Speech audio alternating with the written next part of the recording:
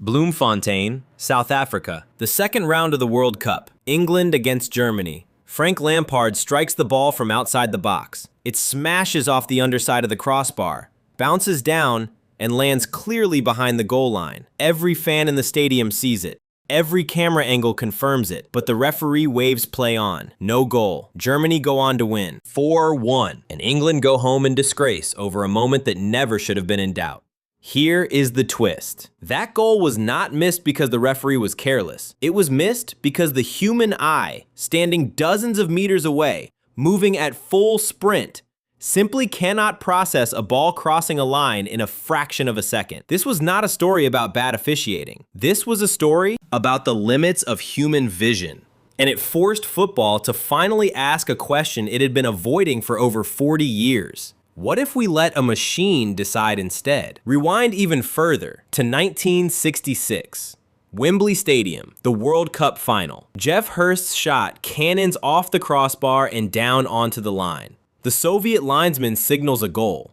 Decades of debate follow. Grainy footage gets studied frame by frame. Nobody ever gets a definitive answer. For nearly half a century, football simply lived with uncertainty, accepting that some of its biggest moments would always carry a shadow of doubt. The Lampard moment changed that.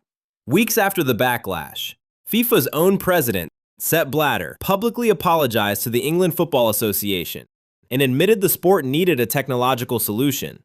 It took 2 more years of testing rival systems, but in July of 2012, FIFA officially approved goal line technology for professional football. The Premier League adopted it for the 2013 to 2014 season. 2 years later, at the World Cup in Brazil, the system got its biggest test yet. France against Honduras. Karim Benzema strikes a shot that cannons off the crossbar, down and back out again in less than a second. To the naked eye, it looks identical to Lampard's moment 4 years earlier. But this time, something different happens. Instantly, the referee's wristwatch vibrates and displays the word goal.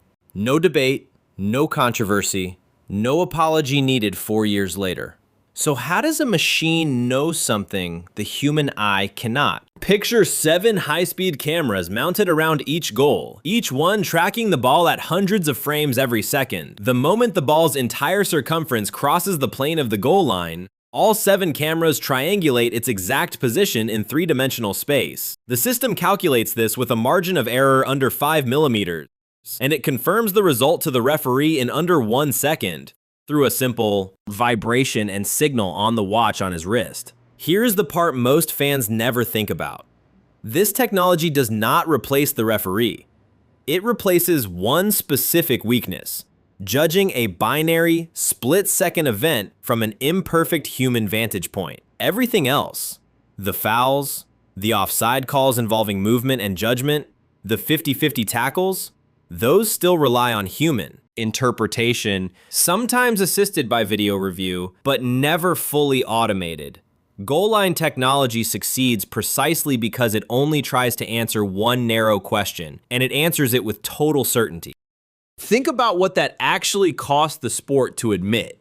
For over a century, football resisted technology, insisting that human error was simply part of the game's charm. It took a missed goal, broadcast to hundreds of millions of people, replayed from a dozen angles within seconds, to finally force the sport to confront the gap between what fans could see instantly on television and what officials could see live on the pitch. That gap is really the whole story here. It was never actually about one goal, or one match, or even one World Cup. It was about closing the distance between perception and truth, using a margin of error smaller than the width of a human finger.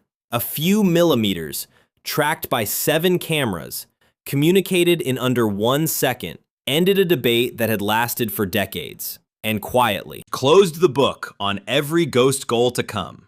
So next time you watch a match and see that instant, unmissable signal flash across the referee's watch, remember what it took to get there.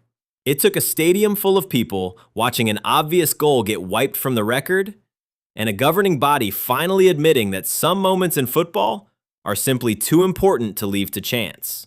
The ball crossed the line in Bloemfontein. Nobody needed a machine to see it, But it took that exact injustice to make sure nobody would ever have to wonder again.